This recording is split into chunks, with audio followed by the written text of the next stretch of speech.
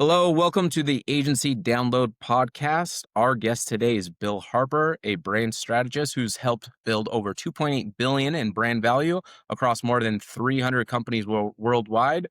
Bill's the founder and CEO of BrandBoss HQ, where he specializes in helping emerging brands. So we just like to welcome Bill to the show. Thank you so much for being on today.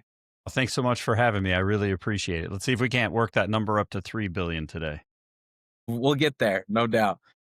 Well, your story was amazing. When I was kind of going through of like, who do I want to interview?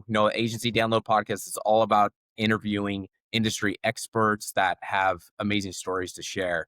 And when I looked through all your content, you were at the top of my list. So would love to, if you could just share with the audience of who you are, kind of what got you in the advertising and marketing business. Yeah, so I'm Bill Harper. I'm the founder and chief creative officer at BrandBoss HQ. This is my fifth advertising agency. I've been in the business about 36 years, and everything that we do is focused on helping businesses figure out what story to tell so that they can grow their business, because business owners don't speak customer, they speak business. And so they think about things like their product or their service or, their features and benefits.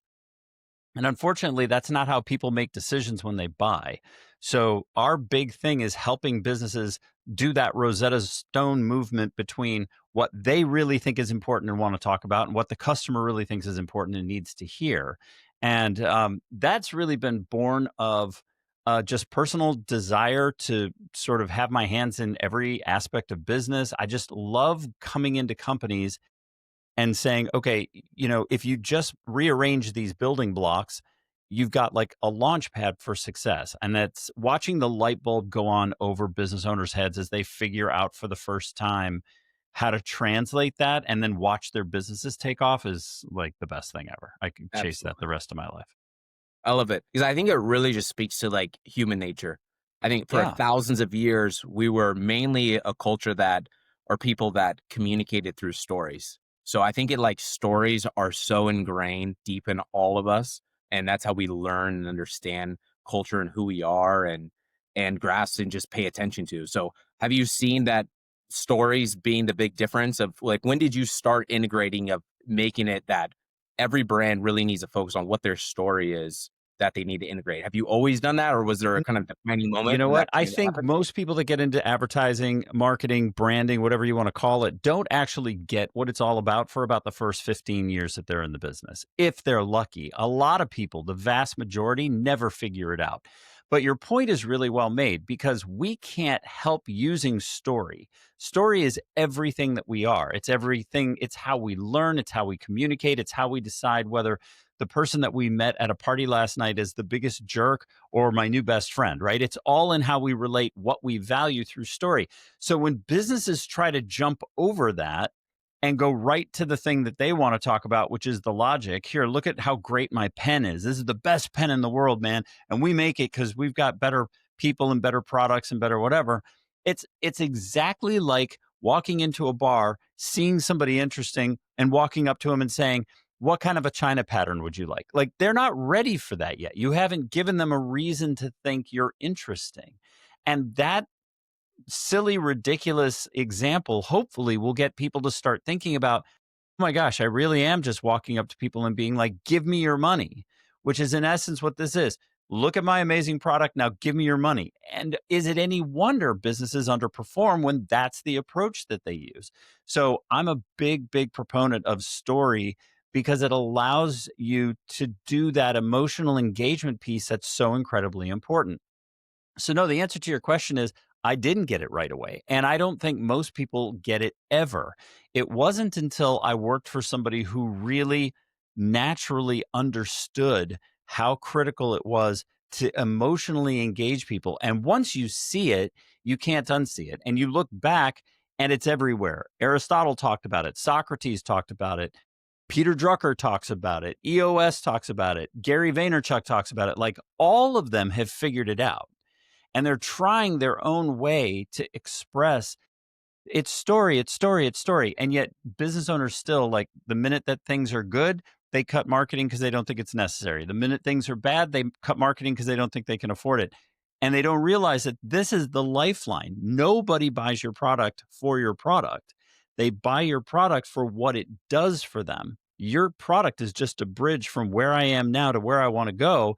If you don't tell that story, they're never going to put those pieces together. They just don't. Consumers are simply too busy. There's simply too many other distractions over the course of a day for you to pay attention. You've got to break through with something that's memorable. And the only thing that works is story.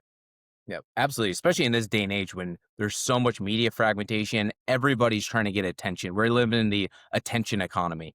And I think the stories, to your point, is really what catapults people to get engaged with a brand is that they don't want to just buy something, they want to believe in something.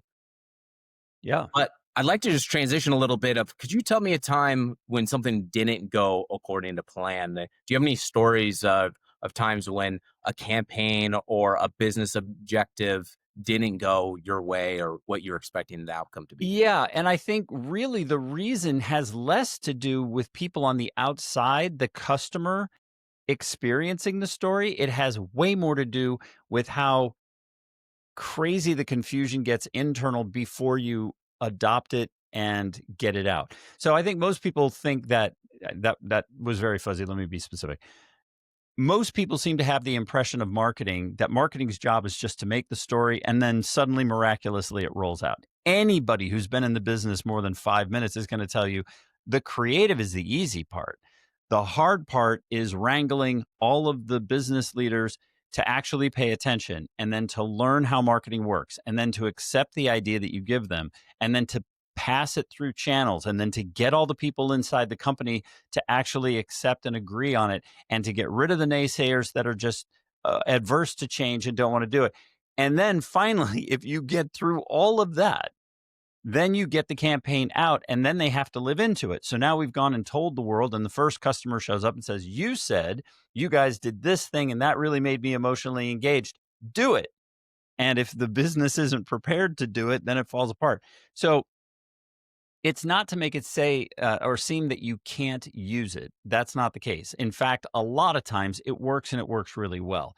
But you have to also be realistic about what it takes to launch an idea. There is so much more than just putting the idea together. Anybody could jump on ChatGPT and make an image. Anybody could write copy. Anybody could put a logo where it's supposed to go or design a package. The thing is can you get the organization to understand why the strategy makes sense and can you get them to live into it? Until you've gotten that hurdle behind you, you really haven't done anything. All you've done as a creative group is put an idea together on paper and gotten a couple of people to nod. That's all you've done. Until you actually marry those ideas together, this team believes in the idea, understands the strategy, and is supporting the thing that you've just put out into the world. Until you get those Legos connected, all you've got is a neat idea that happens to be down on paper. That's it.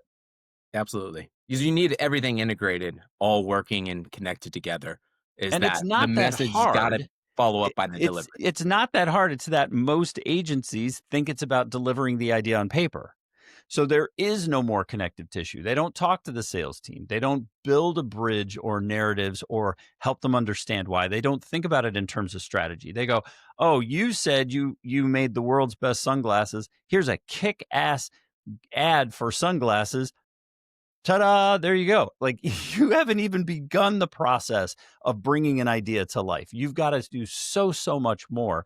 And I think business owners don't know what to ask from the agencies, so there's a huge gap between what the agency thought its responsibility was and what the business thinks it's buying. And unless you've got a seasoned group that actually knows how to bridge those two, get settled, ready for some disappointment because it's coming your way. Yeah. What's so interesting right now is there's so many media opportunities and moments to target people with. Facebook and TikTok and Instagram and connected TV has exploded and streaming audio. Have you seen that the storytelling and the brand connection has degraded over time as we've had more media moments versus before when there was a lot fewer? It was, primetime TV. You had a fewer radio stations. Have you seen an adaptation in how agencies are helping brands storytell as we go into this very fragmented, heavy media use time?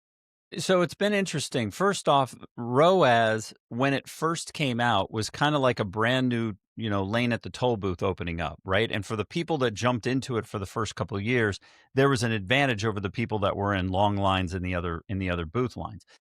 But what's happened now is that just like everything else, all of these channels have equalized out. And so many businesses have overextended rather than strategically choosing which channels to be on. They've simply tried to play everywhere, or they have arbitrarily said, well, I don't believe in that idea, so I'm not going to do it. Or I don't like that channel, so I'm not going to do it. Or they never figured out how to do it right in the first place. So I think that there's a tremendous amount of wasted money, lost opportunity, and misperceptions running rampant about what works or doesn't work because they threw themselves out there. I was giving a speech at a economic development summit not long ago, and there was a guy in the front row who just like I could see the bags under his eyes from like the stage, right? And I get to the end of this presentation, and he raises his hand at the Q&A and he goes, "There's a new channel for media every other day. How in the world do I keep up?" And I said, "Don't." And he just like the idea just blew his brain all over like he just could not fathom the idea that, "You mean I don't have to be everywhere all the time?" I'm like, "Absolutely not." Half of the channels you're on right now don't even have your target audience. They're not appropriate to you. So I think people have gotten into this, keeping up with the Joneses thing. "Oh my gosh, I saw my competition on Instagram. We'd better get on Instagram." And then they go on and they don't know what to do, and then they have a bad experience and whatever. Well, it's worse than just that. The agencies became tactical executioners. That is a video production company. That is a TikTok shop. That's a content whatever. There's so little coordination any longer between it. I actually miss the days before the internet, and yes, I'm old enough to remember when, because what was beautiful about it back then was you only had a couple of crayons in the box. You had television, you had radio, you had print, you had outdoor, you had guerrilla marketing, you had direct mail. By and large, in-store promotion, POP, yeah, yeah. But by and large, those fundamental things were what you had. Influencer wasn't a big thing yet. That was hiring, Michael Jordan to rep, Nike, right? That like borrowed interest just was in a different form at the time. And there wasn't so much fragmentation. Again, there are more ways to connect with people, but the pockets of people you're connecting with are smaller, so you have to be way more strategic now about how you're going to do it. If you align with one influencer and you're all excited because that person has a following of 500,000 people or 1 million people, you have to remember that if you are a national brand, that's 1 million people out of 370 million in the United States, of which only a portion are paying attention, of which only a portion, of which only a portion. Realistically, of that million people, maybe 30,000 of them could be a potential audience. Of that 30,000, only 3% are in market at this point. That's what, 100 people? So when you really think about it, what you're talking about in terms of conversion is so small. You've really got to think bigger than that. It's got to be strategically driven. So it doesn't matter how many channels. They could make a bajillion channels. And let's be honest, right now, there pretty much are a bajillion channels. Now, what it's all about is making sure that you're using your head about who is where, why am I aligning with who I'm aligning with? Am I even giving them the right message? Am I giving myself enough time to make the right type of messages? Because the vanity metrics, oh my gosh, we got 1 million likes or whatever, none of that is relevant to moving the needle. You can have 1 million likes and not get a single new business lead out of it, in which case, what did you achieve? And the answer is not much. Yeah, absolutely. I think oftentimes people are just going 2 feet deep and 1,000 feet wide when they really need to go deep into one channel and I own watch one channel. businesses do this in terms of innovation all the time. In fact, I just made a post about it this morning. If you look under the hood of a lot of businesses, they are so firmly ingrained in the idea that new equals growth. So what they do is they just innovate, innovate, innovate, innovate all the time. But any consulting efficiency consultant, Price Waterhouse Cooper, whoever, would walk the halls and be like, Go look at your bottom line. Every time you do that, every time you create new, you've got to stock it. You've got to support it. You've got to train on it. You've got to price it. You've got to manage it. You got to do like, so every time they innovate, they're spreading themselves so thin, they couldn't possibly maintain profitability. There's no way to do it. The only winning play is to quadruple down on the thing you're really good at and not stray from the path. That's what you do. We go to Disney to feel like a child again. They don't have to reinvent the wheel because it's good enough. It's the thing it does. So they put a little sprinkle on every once in a while. Here's a new ride, here's a new event, here we made something from a movie that was out there, and it's plenty to keep it feeling fresh without having to completely rework the whole thing and drown themselves in expense and time and cost. Yeah. It's just crazy. I think that's really the value if they have a 100-year brand. So I think the challenges for newer brands that are dealing with all the fragmentation in media, and they're only like you mentioned, they're dealing with fragmentation in the agency space. Of they don't have that one true marketing strategist that's overseeing everything, figuring out how does everything integrate together to tell one cohesive story that aligns up with what they're actually delivering, what product they're selling. Yeah, So but you know how what? have It you? still exists. Look Yeah. at Liquid Death. Now, Liquid Death just announced that they're going to do their first Super Bowl spot ever. Okay. Wow. Okay. Ever is a very funny word when you consider that the company is just 8 years old. Okay. That is the very definition of overnight success story. Under 10 years, $1.5 billion valuation, skyrocketing sales, and about to go beyond the Super Bowl. All they did was bring together distribution and great story. Yep. Like that's what they put together. Those were the two levers that they pulled in earnest. Now, you can argue their product, whatever. Those guys understood because two of the founders are ad guys. They understood to weave story in from the beginning. And that's proof. And if you want more of it, look at Dollar Shave Club. And if you want more of it, I could as a marketing professional, I could literally rattle off 20 and bore your audience to death with and it happened here and it worked here and it worked here. The bottom line is businesses try to come at an emotional problem with an MBA playbook. And Yep. it doesn't work because the MBA playbook is devoid of emotion. The MBA playbook is focused on pricing and operations and managerial considerations and product market fit and all the rest of it. And for whatever reason, they seem much, much less interested in appealing to the person who needs to buy the product. The idea is better mousetrap mentality. If I just make the better mousetrap, they will come. I got news for you. The world is littered with the corpses of businesses that tried that and it didn't work and it isn't going to start working tomorrow. It's just not the way the world makes choice. Absolutely. What's so great is we live in an age when it's better and easier than ever to share a brand story. So could you walk me through what is your creative process of a new brand comes to you? How do you walk them through if you can give the 60-foot overview of what's your guys' process for doing that? Yeah, so the first thing is we have to find a team that's going to go through it. So that's the first thing. Then we have to go out and we have to truly understand the brand. What do they think about themselves now? What do they think their value is? Why are they doing what they're doing? Where is it that they're trying to go? Okay, now we understand what they're trying to achieve. The next thing is to go understand who is their audience really, not who does the business think their audience is, because they're almost always off the mark. But who is it that would really benefit? And the way to figure that out is to understand what is the one problem they solve best. When you think about the brands that are most successful, they all only solve one problem.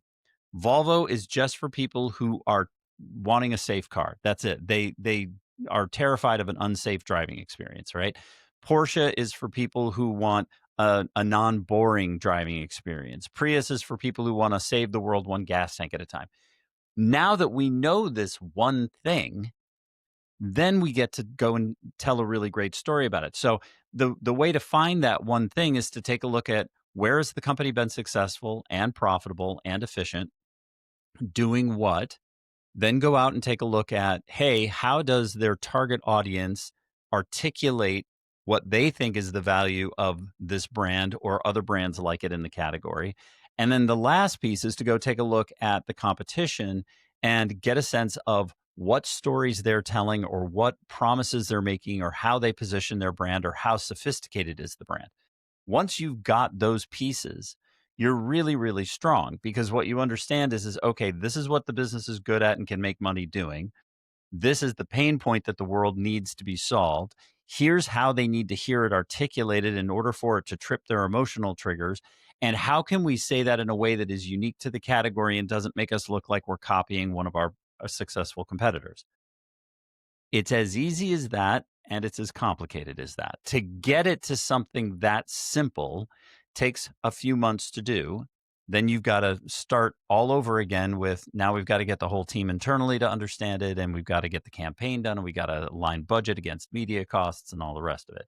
But in essence, it is starting with if I understand that I do this really well, and I understand that this pain point is how they're articulating it, and I understand that, I can say this and still be unique in the category, you're on really, really solid ground. Yeah, absolutely. Do you have any examples that come to mind of kind of really followed that process and was it success? Yeah, tons of them. But one of my favorites was when we worked with Music and Arts before they sold to Guitar Center. They were a family owned business that had, for 48 years, I think it was, been giving education programs, musical education programs to rural schools.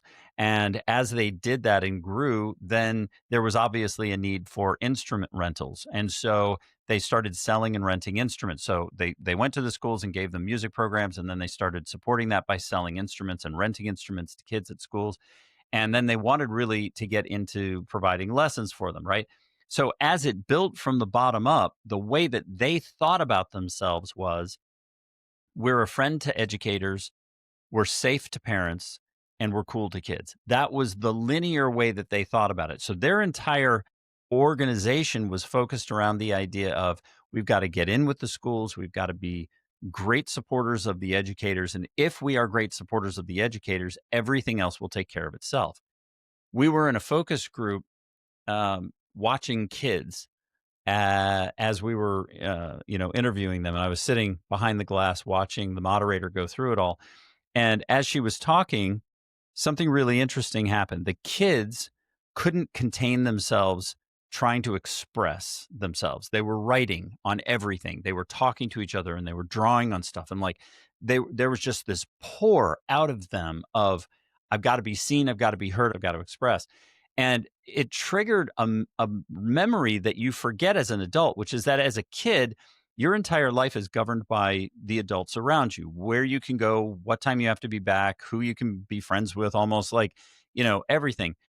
But one of the few places that you are not governed is music. If you're doing music, you don't have to mow the lawn. If you're practicing your instrument, you don't have to do your homework or do the dishes or come down to dinner.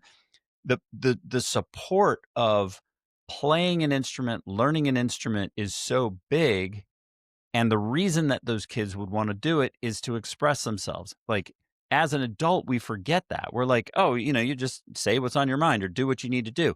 But as a kid, they're trying to figure out how can I be seen? How can I be heard? And it was all over them. And I wrote down on a napkin in the back of the room, find your voice. Because I was like, really, that's what these kids are trying to do. And so when we went back to music and arts, I said, I want to flip the dynamic. The whole thing here is upside down and you didn't mean it to be, but it is. It's not about the educator, it's about the child. And so I want you to flip your entire internal dynamic to be we're cool to kids, safe to parents, and a friend to educators because the educators are already taken care of. And the parents know music is going to be okay. So they're already cool with it. The person you need to connect with is the child. And so everything we did was through the lens of a kid. So like we took a picture of a kid playing his saxophone and it was on a white sweep and everything around it was hand drawn with pen. Airplanes and soccer balls and girlfriends and pizzas and video games and race cars and spaceships and whatever. And the line that we put into it, which was also handwritten, was, I can't explain it, but my sax can. Right. And the whole thing was about Like, this is the cacophony that is me at this point in my life, and I can't always articulate it or make sense of it, but I can play music that makes you feel the same way that I feel. And the second that we put that campaign into market, their sales jumped 20%, Amazing. like, just right off the bat. Because for the first time ever, that brand was speaking to what was important to its audience, not talking about itself. It wasn't talking about how many locations, it wasn't talking about how many instruments, it wasn't talking about their history or any of the prices or promotions nobody cares about. The kids suddenly saw, you get me. You get what it feels like to be me, a kid who is told to shush or whatever. Like, I get to speak now. And the second that we let them see that path, they took it. And That's I mean, amazing. this was huge. We had a massive impact on their business, to the point where we caught the attention of, Guitar Center, and they wound up buying them for $90 million. So it was a Amazing. big, big thing to do to change their, but I mean, you don't talk about lucky. Their leadership team was supportive, their people were supportive, they were willing to take the chance to try it, and it paid off, and it paid off big for them. And I that's those are the kind of stories that you live for, and it doesn't have to be a business that big. There's a there's a guy here in town just around the Raleigh Triangle who drives trucks that have a big, what in essence is a big plywood sign on the front that says "suck my" in huge letters, and underneath it says guttersclean.com. Okay? I called this guy about a month ago and I was like, "Tell me, you've got to have a line of business out the door." He goes, "I can't hire fast enough." He goes, and all he did was put this on his truck. This was it. But it was so engaging that people couldn't help but look. And he's a small local town business that blows out gutters. Like, it's not, he's not Nike, he's not a, Disney or Apple.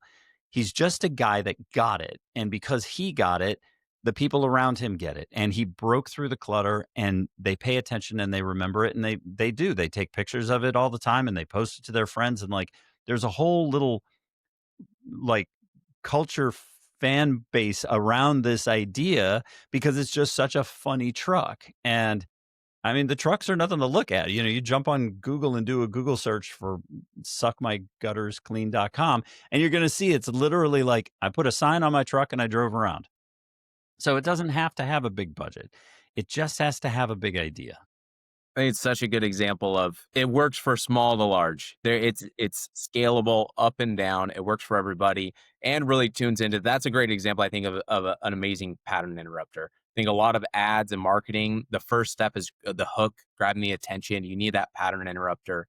And Yeah. your example of with the music instruments and connecting with kids is everybody's tuned into WIIFM, right? What's in it for me? And I think when brands get out of their own way, stop talking about themselves and start speaking, emotionally connecting with where their consumers at, they tap in directly to that. And I think that was an amazing example of Well, even your listeners, right? All of us are irrelevant. This is the part that's so incredibly hard to accept. And the minute that you accept it, everything goes better.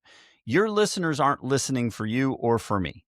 Your listeners are listening for something they're looking for. They're looking for an answer. They're looking for a thought, a new way to look at the problem. And the second they get it, you become insanely valuable and irrelevant all over again. And that's okay. That's the job. The job is to be relevant for the person when they need you, and then to disappear again and go be relevant for somebody else.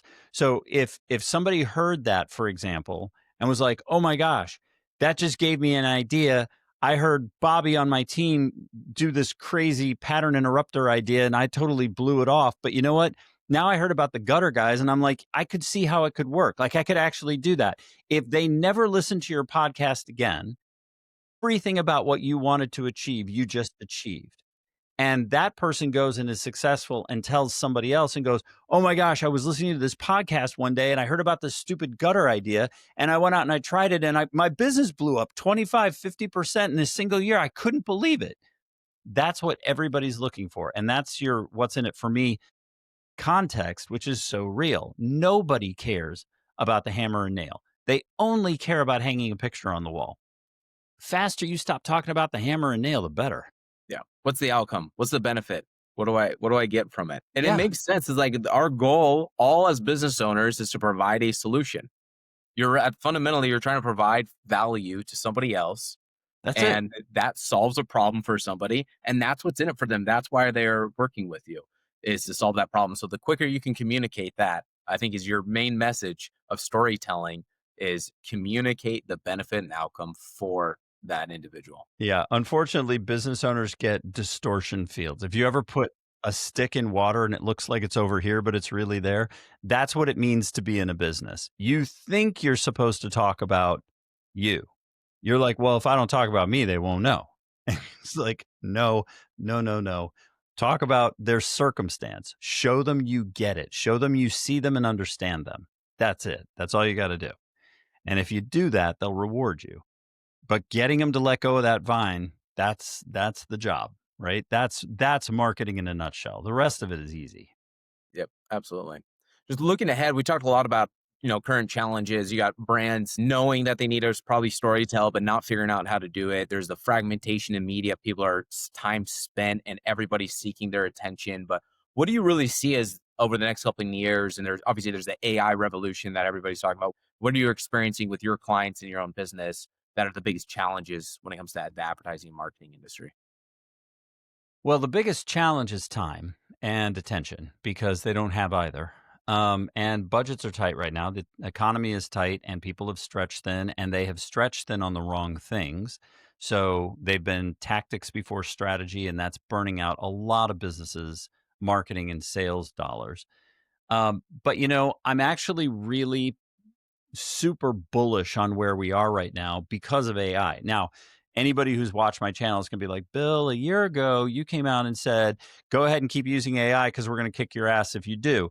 I stand by that. Most people are using AI the wrong way. They're replacing people's thinking with AI. And that's a stupid thing to do because if you understand anything about the large language model, you understand that AI is basically seeking the lowest common denominator that is the most shared by everybody and serving it up to you as an answer.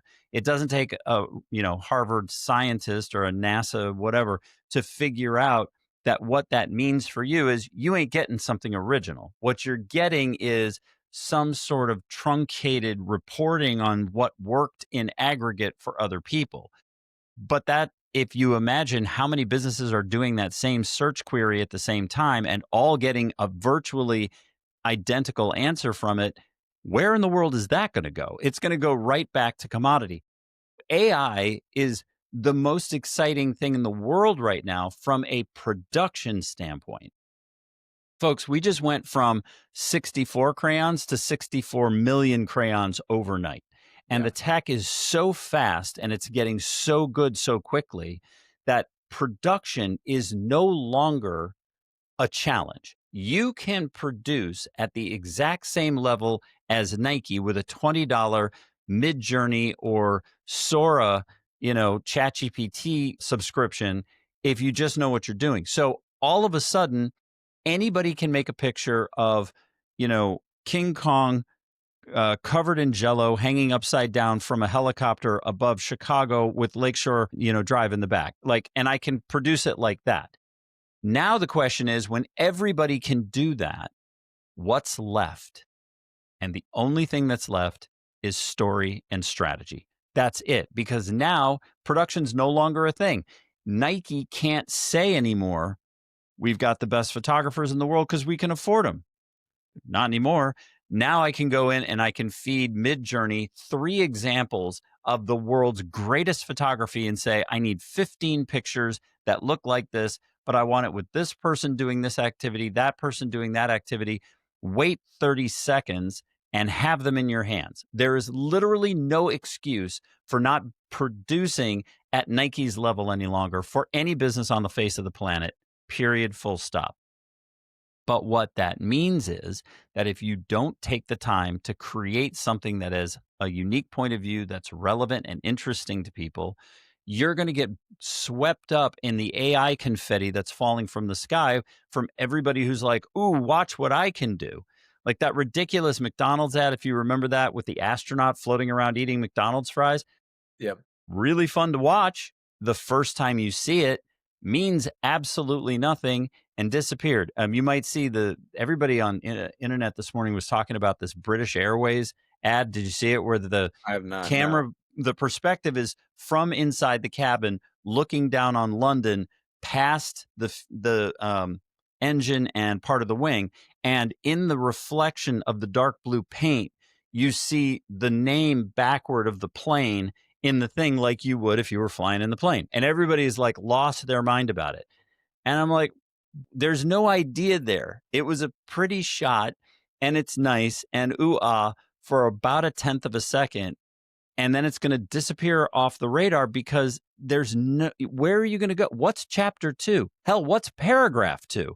That's not even the beginning of a story. All it is a reflection of a logo in the thing. And people are like, they didn't have to put the logo in. It was in the reflection. And I'm like, that's fabulous.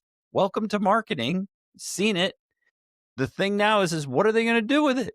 Yeah. So How does it somebody integrate to your somewhere brand was story? Where does it fit in? there's no like, Yeah. why are they over London? Why? I mean, okay, so British Airlines, fine. But beyond that, so what? Like that's like saying it's American Airlines over America. Thanks. I'm like, what? May I have my attention back, please? Like, what are you going to do with it? So, if they can do something with it, great. And if not, it's just pretty. And AI is going to make that reality in about a New York minute. Yeah. I think you still, going back to your earlier point, is you need still the marketing strategist. Although it can expedite the production, but we need still somebody, a human, to point it in the right direction. This is where we always talk about with human and machines figuring out working together for a common goal of how do you point it in the right direction. We experience all the time in the media buying space where our team and our companies specialize in media buying services across connected TV and audio and Facebook and Instagram and TikTok.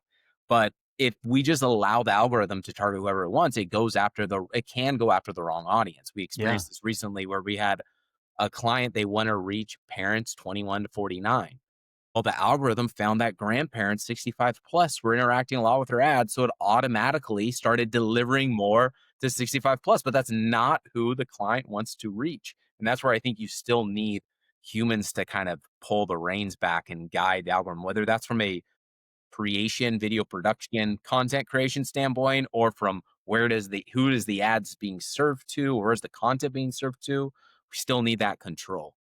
I think that's been my concern always with programmatic. And I really like the idea of programmatic. Like from I have a mechanical engineering background. So from a programming and efficiency standpoint, I love all this stuff. Like I love geeking out on it because I'm like, oh, if it worked properly, all the time, it would be great.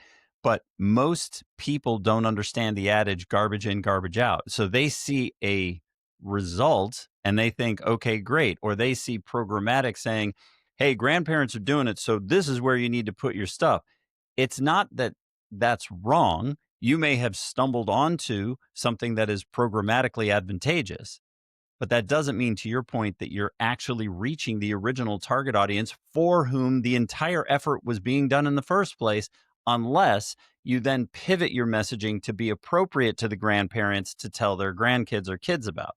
If that's Exactly. where you go, then I would say that it is to your advantage. But I can tell you, not one of our clients, over 500, has ever approached me and said, I happen to be looking at the data and programmatic pointed us at somebody that wasn't there. So we went back and changed our marketing strategy to be appropriate to that group so we could reach our audience. Not one. And it's never going to happen.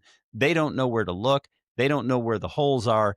And so they just see, hey, this tells me it's working, so I guess it must. And then the brand plateaus, and then they run out of money, and then you're in trouble, and it all starts all over again. Yeah. A big thing is that is just opportunity costs. It's like, are we going to go chase down a different audience and not our core avatar because of one signal that we got back? In most cases, it's not worth it. And I think that's also the challenge, like you brought up, like vanity metrics. Focusing too much on vanity metrics can take you down a path that is unsuccessful and can bleed you out.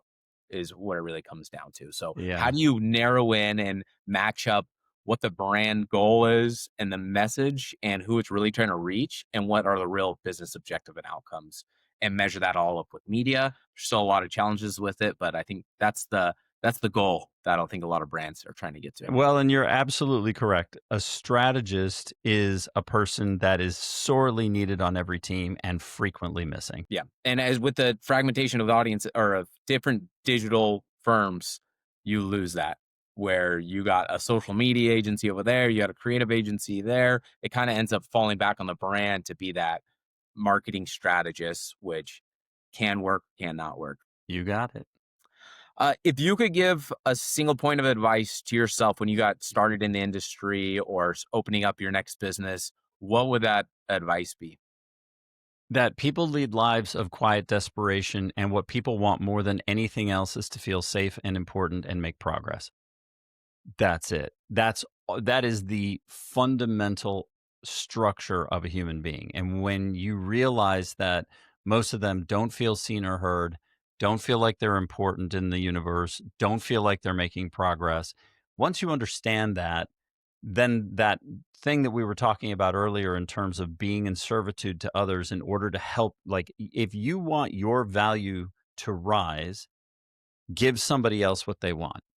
That is the path. You're not gonna do it by making yourself look great. You're not gonna like, none of that is gonna work. The only play is to say, "I recognize and honor the fact that somebody else is struggling to get somewhere, and if I have a skill set that will help shorten that journey for them, they will do more to lift me up than I could ever do to lift myself up." That's it. Now, that is much helping somebody is much harder than you would think it would be. You would think people would gladly accept that, but they get impatient. They have different opinions. They read something. They talk to their cousins, nephews, nieces, daughter's friend who took a marketing class. They'll do anything to try to establish some measure of control, which tends to get in the way of helping. But nonetheless, it is the only play. And if I could go back to my younger self, I would say number one, learn story faster, although that's an experiential thing, and I don't know that everybody can without kind of having beaten yourself around about it. And number two, understand that this is the fundamental human nature of people. And to understand that is to understand your value in their world. And those are fundamental truths that you just can't avoid. Absolutely. I love that. I think that's the foundation of good relationships is building that trust and giving first. That if you give first, that you build a lot of trust, you build great relationships that way. That's what I've seen over and over again gives better people better results, outweighed results over the long run. I think every single hyper successful person not only understands that, but basically lives and dies on it. They just keep giving because it's like, okay, you need to hear it this way and you need to hear it that way. And so I'm just going to sit and put in front of people different ways to hear it until you happen to go, "Oh, I see. You can help me." And once that trigger happens, then you've actually got a chance to be able to deliver on it. Yep, absolutely. What really keeps you just excited and motivated and in the advertising marketing industry? Like, what are you really looking forward to? What are you pursuing? I love solving this problem. I love meeting people who are on some kind of a journey and they're having trouble getting there. That's my client. My client is the growth minded small business, medium sized business, or large business owner who feels stuck. That's it. And what they tell me every time is I've tried everything. Nothing's working. I love that client because that client is actually open to change. And you can sit down with that client and say, let's take all of this complexity that's making your life so difficult and your business journey so difficult and simplify it down to something that you can easily follow. And when you do that for people, it just knocks all the hurdles down. Like it just literally paves the way and puts a big bright light down at the end of the street. Go that way. That's the way that you're going to get there. And it just makes everything easier for everybody. Absolutely. Any last closing thoughts, ideas, or anything you'd like to leave off with? I think just remember that everything, as you said earlier, because it was so well stated, everybody is tuned into what's in it for me. Everybody. So Get yourself out of the way. Stop talking about your business. Stop talking about how great your benefits are, your proprietary information, your mintier mint, whatever. None of that matters. Find out why somebody is struggling and talk to the struggle. Just keep on it and educate and talk to the struggle and educate. And the world will be your oyster. It's not going to happen overnight, but believe me when I say that that path is the path to growth. That's the one. And everybody uses it. Amazing. Thank you. Where can people find you? I've started following you on LinkedIn and you've had amazing content that I've been loving. So where can people follow you? Where can people find out more about your business and you? So you can always go to brandbosshq.com, but the places where I am having most of my conversations are TikTok, which is at BrandBossHQ, and LinkedIn, which is also at BrandBossHQ. So those two places in particular are the channels where I spend the majority of my time. We branch into X and YouTube and those kinds of things, but the majority of the dialogue that we're having are on those. And I welcome any questions, anybody that is struggling to try to figure out how to get their marketing to work, how to get their brand or their sales moving. If you're feeling stuck and are just wanting somebody's opinion, I'll gladly give it. And I've got a lot of contemporaries that are like, "Why do you book time that way? Why do you give people the time you do?" And the answer is because those people need it, and I never have any idea where that networking is gonna go. I helped that one person, and this happened last year. I helped one person, and the next I was 3 months later, they introduced me to a company that was $500 million. Amazing. And I was like, "Oh, okay." And it was just I helped them in a moment when they needed it. They returned the favor by saying, "Hey, this guy helped me in a moment when I needed it. You should go talk to him," and it turned into an amazing client. So I see the give as my job. That's really where I spend my time. That's amazing. I love it. Thank you so much, Bill. Appreciate your time today. It was an honor to have you on the show. It We'll was a catch up pleasure soon. being here. Thank you so very much. I look forward to talking again soon. Thank you.